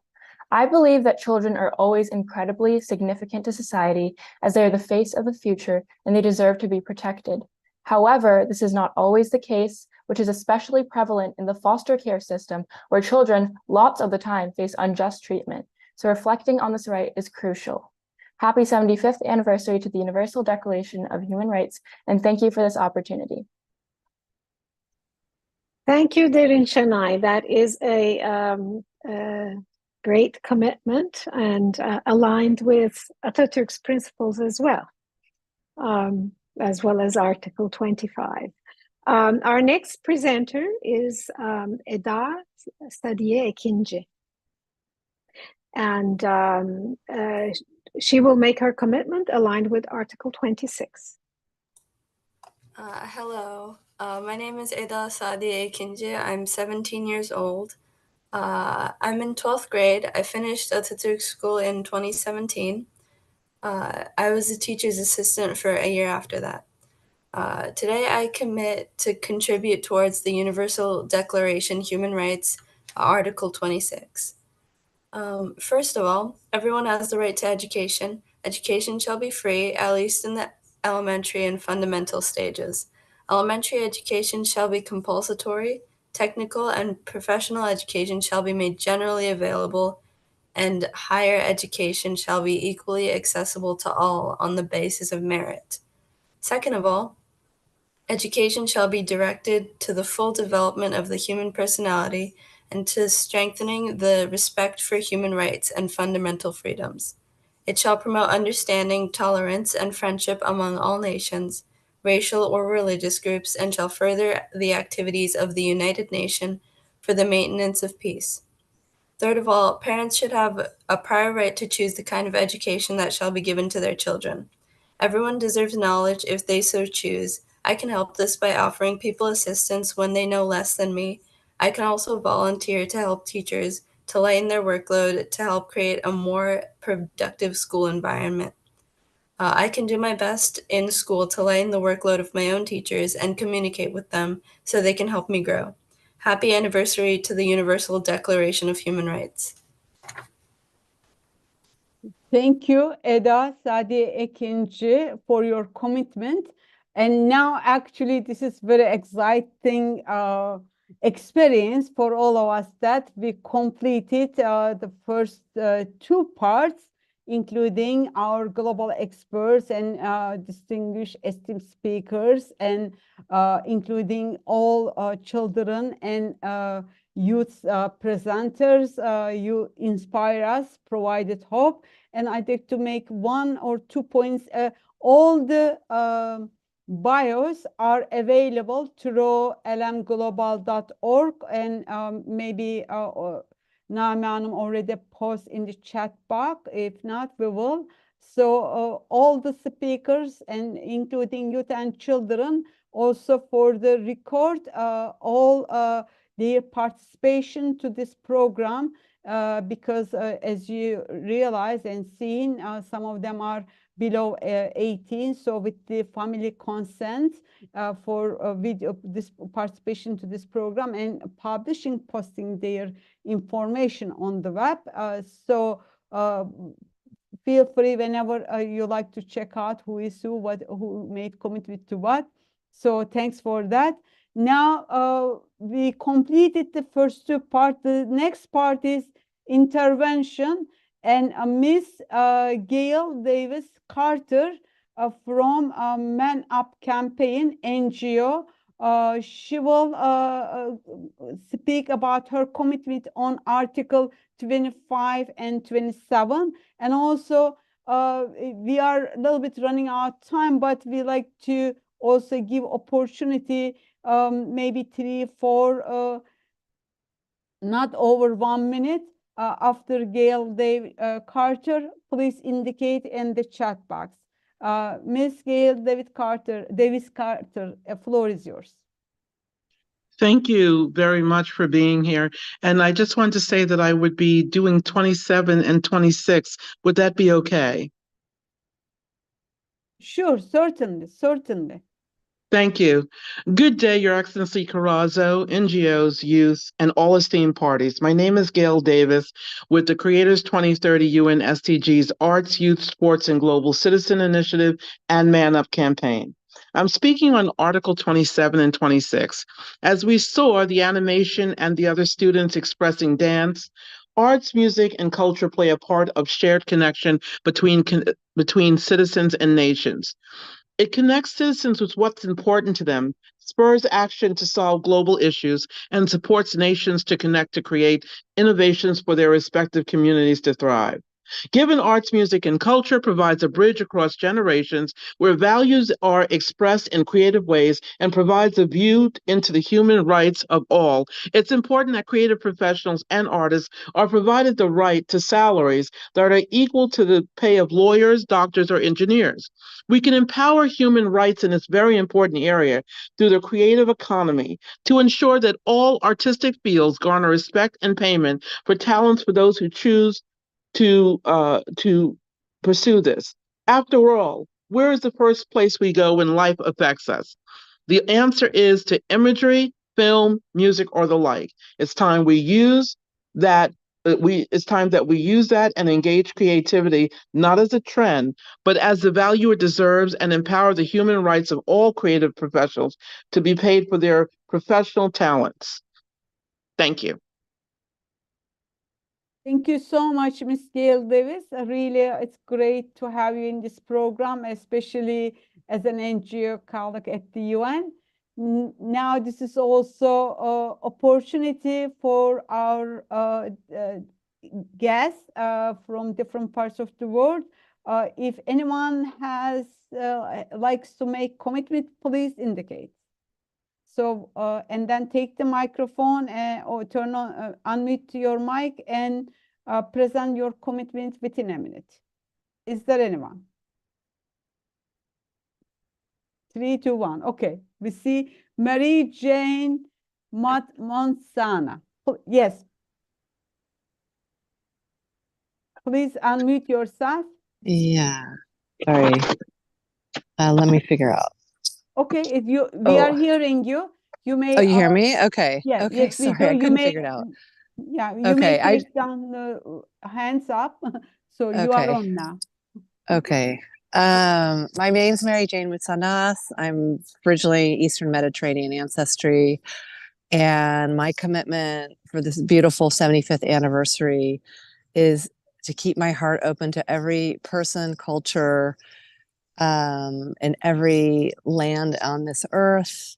And that's just at a, at an official level, but just on a daily level, make sure I'm reaching out on a regular basis and learning to understand other people's experience so we can advocate for each other. So thank you. Thank you so much for your contribution, for your participation, and thank you for being us today. Now I'd like to look for if any hands up here, or I'm gonna look the second page. Okay, I think Chidan wants to say something. Yes, Chidan, please take the floor. Hi, everyone. I am very, very inspired and take the breath of all sessions. Actually, I was updating the people all over the world from my Instagram pages as well. So my commitment, first of all, to show people that then how all the articles of declaration are intervened and related with each other. So my perspective is going to support the empowering cultural diversity all over the world, which I'm already working on it. And in order to succeed on this, so I will try my best to educate people. I mean, in sense of awareness, what's going on, and working on peace. So that's my commitment. Thank you, everyone. Thank you, Chidan. Now we'll just everyone aware of that, but just underlining once more, I think it won't hurt, it will help. Actually, tomorrow is the actual Human Rights Day. 75 years ago, when the Universal Declaration of Human Rights signed in San Francisco. So this is also really very exciting. Although small, with our global experts, symbolic and historic, and I am most inspired and kind of really do more what we can all together. Now I'd like to find out whoever else willing to. Otherwise, we may move on to closing section. Is there anyone? Because we want to give the opportunity if someone has something to share with us. So one more, checking the next page. I don't see anyone, so we may move to the next chapter of the program, which is our concluding remarks. In a way, I kind of mentioned tomorrow is the Universal Declaration of Human Rights Signatory Day and 75th anniversary.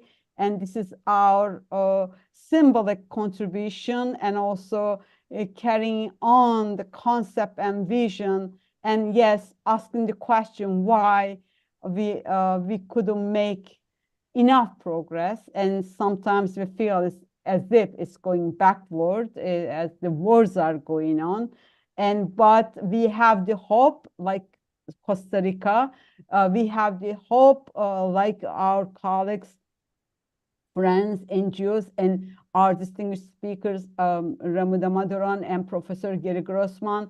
When there is one person on earth contributing to peace and human advancement, and not development, just profit, or anything is acceptable when it comes of profit, but not the same values and effort and investment for human advancement. So that should be reversed, and one person even can change that direction when there is enough energy and conscious, collected conscious came together. This is a symbolic seed in that line. So thank you for that. And now I'd like to give to Mike to Ms. Atiye Bayman. Thank you. Before I make my remarks, Miss Gail Davis would like to add one more comment. It's actually not a comment. It's to ask everyone here, since Ms. Unber and all of you esteemed hosts brought everyone together. My question is, how can all of us, all ages, work together so that human rights we no longer have to worry about them? How can we work together? What are the solutions we can come together? Just thinking about that over the next day. How do we all work together across all ages and cultures? Thank you. Just 2 points, because this is crucial, and all our efforts is to a certain degree and capacity, of course, for that purpose, but also being realistic, especially with Professor Grossman's figures, like getting to Universal Declaration of Human Rights took 200,000 years. So we see like it's really backwards and disappointing and all that when we see horrible things still happening as we speak. It's really discouraging, but I think we should put the perspective in the both backwards from the ancient historical times to futuristic times. So then these things will be forgotten and human will achieve where it needs to go. Until then, of course, you may come up, any of the youth, children, any of the guest speakers here may come up. Let's do this something, reach out this committee, reach out this school, reach out this let's say voiceless communities. For instance, I care about statelessness, but I couldn't do much because you can find really people who speaks for them, who in terms of international level or global platforms. So we can do something, we can shake something, maybe not make major changes, but to that goal. Towards that goal. Thanks for the question. And of course, I'm sure maybe Ambassador Caruso and Mr. Damodaran and maybe Professor Grossman may have some comment on that. Do you? All right then. So then, yes. On my side, always appreciate very, very much, Virgin, the quality and intensity of your work that shows in each and every one of these events that you so well organize, and that makes us so enthusiastically participate. Let's have our commitments for human rights. Let's have our commitments to defend human rights for all, in as much as we can, and may we remember that this event takes place within the year of the contest that has been celebrated in memoriam of your dear son, which has been a driving force for us to participate. And congratulations again for your work, and for everyone that has been involved, or Ati and all the co-hosts and people who have helped, and particularly, yes, all those students, younger citizens that have made the world theirs to keep peaceful and to keep respectful of human rights. Thank you. Thank you, Ambassador Caruso. It's really being one of the best luck and opportunities, both with you and with Mr. Damodaran, being associated with the UN. If we weren't, we wouldn't be here. So UN is actually, unfortunately, it doesn't come up how it contributes to society, to communities, where in the public, general public eyes. So we are trying also to link to make that bridge. So you are also really supporting us, making visible. It's not just the words, it's not just the General Assembly or the Security Council. Most people only know Security Council, nothing else about the UN. So we are trying also to break the ice in that public perception. So this is the most valuable support for us. Thank you for each and every one of you. Thank you. So now I think we will go to Ms. Atiye Bayman. Will you have your concluding remarks? Then we'll move to the thank you notes and then closing. Yes. Well, I thank you all who joined us today and be part of this historic program. I in particularly thank our youth who made their commitments to upholding human rights. I would like to emphasize that upholding and promoting the 30 articles of Universal Declaration of Human Rights is crucial in building a peaceful and just world going forward. I would like to now tell you about ETAC Children's Choir, whose video we will share for the closing part of the program. ETAC's Children's Choir consists of 30 children and was founded by Sema Oktay in 2021. Every year they perform at national and social events.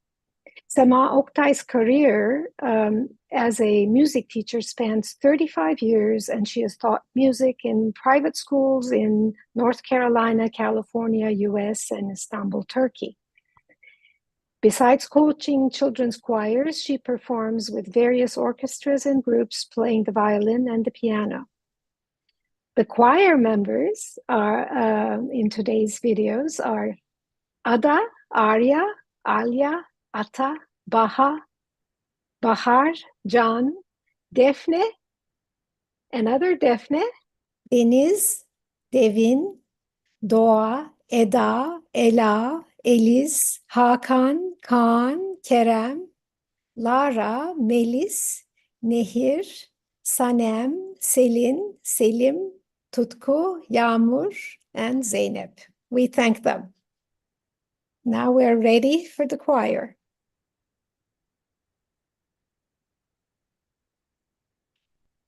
I can't hear. I think Naima Hanım will bring it. Oh, I I can bring it. Yeah.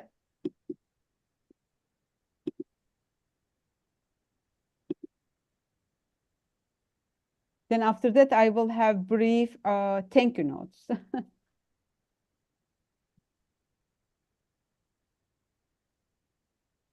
Sorry. Söylüyorsunuz. 1, 2, 3, 4.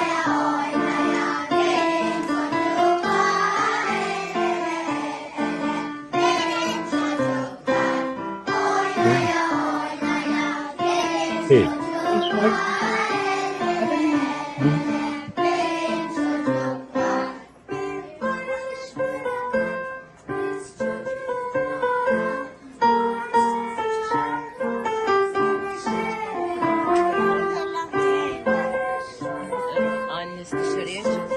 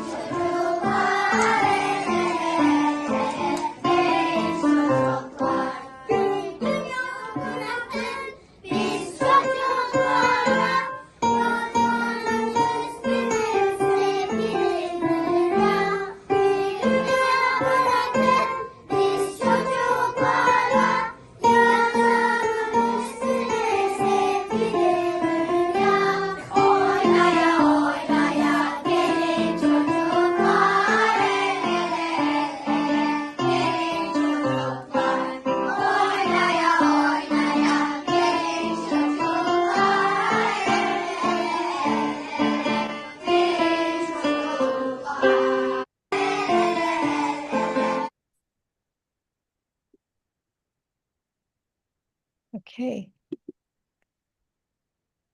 Yes, I will get to thank you notes and we're gonna closing shortly. Yes. Thank you to the Attacks Children Choir and all the 30 members we enjoy. And also I'd like to explain one specific information about this song. It was selected as the first place by the UNICEF's Children Year in 1979. Within my knowledge, since 1979, there has not been another Children Year by UNICEF. And lyrics by Adnan Çakmakçıoğlu, music by Salih Aydoğan, and we do have this song in 11 different languages on the lmglobal.org. So if anyone wants to obtain any of these translations, we'll be happy to provide it. And we aim actually in terms of Late Millennium to get translation of this song in many languages as we can, and also expect those cultures, children from different languages, send us videos singing his or her own native language. So this is another ongoing project from our organization in collaboration with Esi Çakmakçıoğlu, who is the daughter of the author of the song. Now, yes, thank you. Never is enough thanking to our esteemed speakers. Once again, Ambassador Carazo, Mr. Damaduran, Professor Grossman, attorney in human rights Vildan Yirmibeşoğlu, our youth keynote speaker Kavisha Jarayatne, and all youth and children speakers and collaborating and contributing organizations. Also, Mustafa Atcan, you might have seen, especially who responded to the initial call for his graphic for the Human Rights Day. And certainly, it is very important contribution that our announcement has been featured in the United Nations Department of Global Communications Civil Society Unit, and therefore theme of the weekly announcement at the DGC Civil Society Unit and Turkish Forum, and certainly Name Erbek Hanım, she's behind all technical aspect, and from the beginning we've been working with her and Hülya Hanım and Atiye Hanım at Attack USA since actually we decided last June, so it didn't start with last week. And of course, Berna Gürdal Hanım, she's president of the Turkish Women's League of America, FTA Florida, TAJA Chicago, and ATA DC. ATA is the umbrella organization. Their presenter couldn't make it, so they owe us. So, yes, Atiye Hanım, your closing words. Yes. Again, as co-president of ETAC USA, I celebrate the 75th anniversary of Human Rights Day, and thank you. Again, we thank all our guests who participated. We encourage you to uphold and promote the 30 Articles of the Universal Declaration of Human Rights and what we covered today and how to build toward a peaceful and just world. Yes, happy 75th Human Rights Day and too many 75th Human Rights Day anniversaries we wish. And thank you for joining us. And before closing the session, if we may, please turn on the cameras and please also make the unmute yourself so we can have some lively group photos for the closings, for the record of this session. Lucas and Neris and Kathleen, I've seen Kathleen, Belgin, Noella, great. Good job.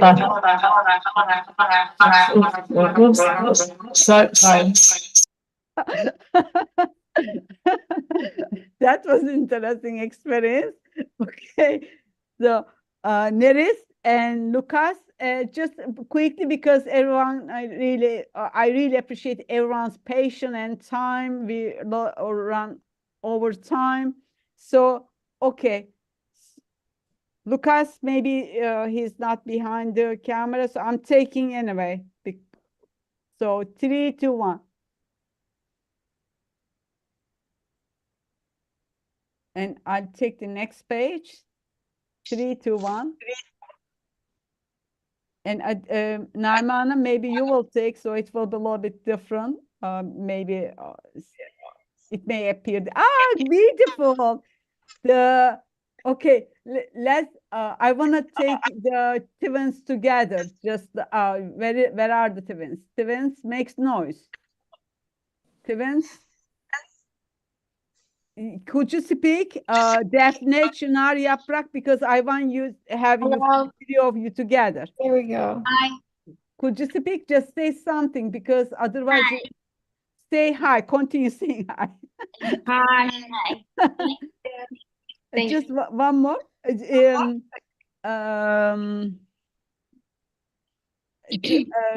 Çınar, could you put your head up a little bit because you are a little bit.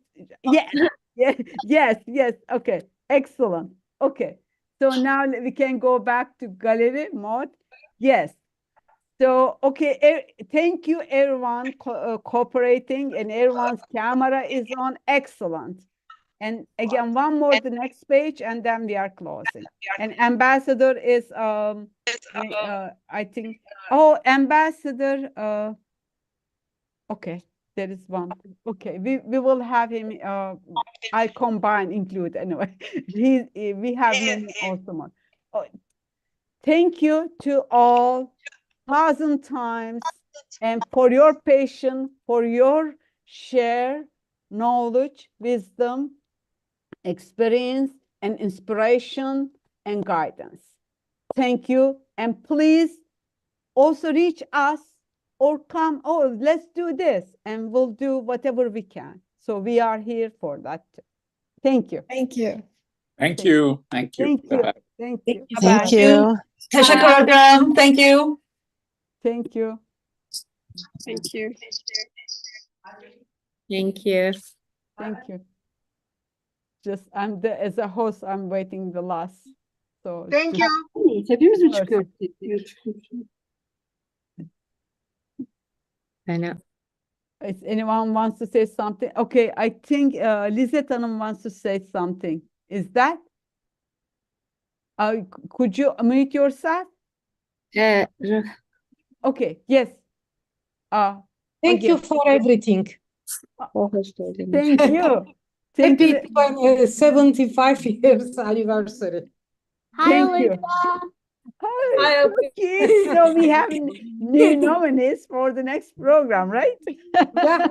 She's so cute too. And Olivia, do you know what? I mixed the line while I was reading. Of course, I knew you were going to speak on the Article 19, but I mixed the line when I'm switching forth and back. Also, when someone is present.